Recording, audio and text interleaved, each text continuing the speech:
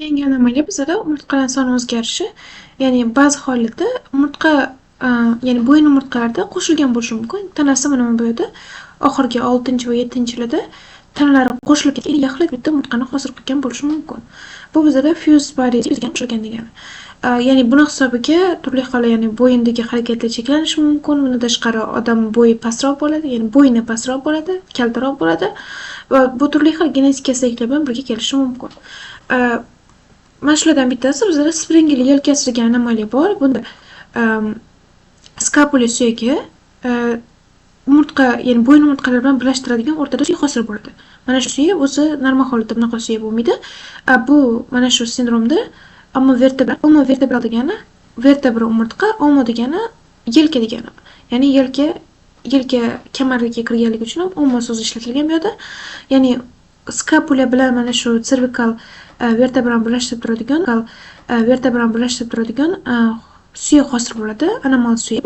Mana shu bizada springli yelkasi bilan birgalikda mana shu anomaliya kelishi mumkin. Ya'ni ham servikal vertebralar qo'shilgan bo'ladi, ham mana shunaqa abnormal suyak bo'ladi va odamning tanasini holati bitta yelkasi ko'tarilgan, bo'yni kalta bo'lgan holat bo'ladi. Bu springli yelkasi deyiladi. Bundan tashqari yana bitta sindrom bor. Bu Klippel fail sindromi hisoblanadi. Klippel failda ham e'tibor beradigan bo'lsanglar, tanasi qo'shiladi, ya'ni bu yerda servikal vertebralar qo'shilgan. Mana bu yerda ikkalasi qo'shilganligini ko'rishimiz mumkin.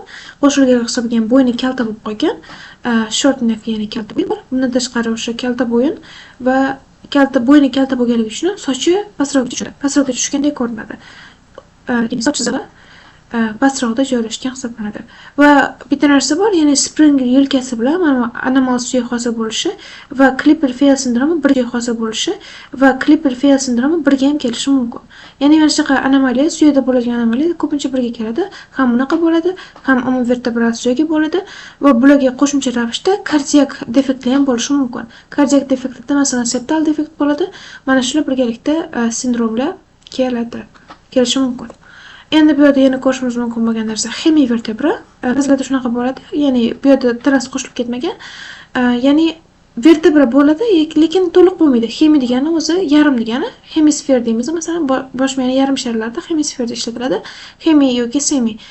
Yarim degani yarim vertebra qanaqa holatda bo'ladi? Mana bu yerda e'tibor beradigan bo'lsak, vertebra o'zi normal rivojlangan bu yo'llari, lekin o'rtada kichkina yarim vertebra hosil bo'lib qolgan. Bir tarafga hosil bo'ladi. Bu ham o'sha umurtqa pog'onasini qiyshayishiga sabab bo'lishi mumkin. Bundan tashqari, bu anomaliyadan tashqari, bu rentgenda ko'rishimiz mumkin. Mana bu yerda bizda ko'rsatilgan, ya'ni birinchi sakral vertebra, ya'ni birinchi dumg'azi vertebrasini alohida hosil bo'lishi. O'zi mana bu yerda sakral suyak, lekin mana bu yerda birinchi sakral suyak отдельно ajralib turibdi boshqa dumg'azi suyaklardan. Buni qanaqa ajratamiz? Buning uchun biz birinchi lumbar umurtqalarni, ya'ni bel umurtqalarining chegarasini bilishimiz kerak. Chunki chegarasini aniqlab olganimizdan keyin undan ortiqcha qismi shu sakral tarkibiga kiradi. Lekin mana bu yerda aniqlash oson usul transvers o'simtasi 5-chi mana bu L5 ko'ndalang o'simtasi boshqalarga nisbatan uzunroq bo'ladi. Uzunroq bo'lib ajralib turadi. Va bundan keyin biz odatda sakral suyagini ko'rishimiz kerak, birlashib ketgan suyagini ko'rishimiz kerak. Lekin yana alohida bitta, ya'ni mana bu bel umurtqalariga o'xshash bo'lgan alohida suyak turibdi bizda. Demak, birinchi sakral vertebra bizda alohida lumbarization deyiladi. Lumbarizatsiya, ya'ni bel umurtqasiga o'xshab qolishligi kuzatilyapti. Mana shu bu ham bitta sindrom hisoblanadi. L5 biz qanaqa chegarasini aniqlashimiz mumkin? Ya'ni bu yerda L5 transvers o'simtasini alohida ajralib turishining sababi bu yerda iliac lumbar ligament bor. Ya'ni mana shu transvers o'simtadan boshlanuvchi va ilium, ya'ni yonbosh suyakka birikuvchi ligament bor. Mana shu ligament bo'lganligi hisobiga mana bu transvers o'simtalari L5 da uzun bo'ladi. Shuning uchun rentgenda ham, MRTda ham aniq ajratsak bo'ladi L5. O'sha bu yerda L5 aniqlangandan keyin yana ortiqchasi ko'rilyapti. Xuddi bel umurtqasiga o'xshagan, demak bu sakral suyak lumbarizatsiya jarayoni bo'lgan. Bu ham anomaliya hisoblanadi.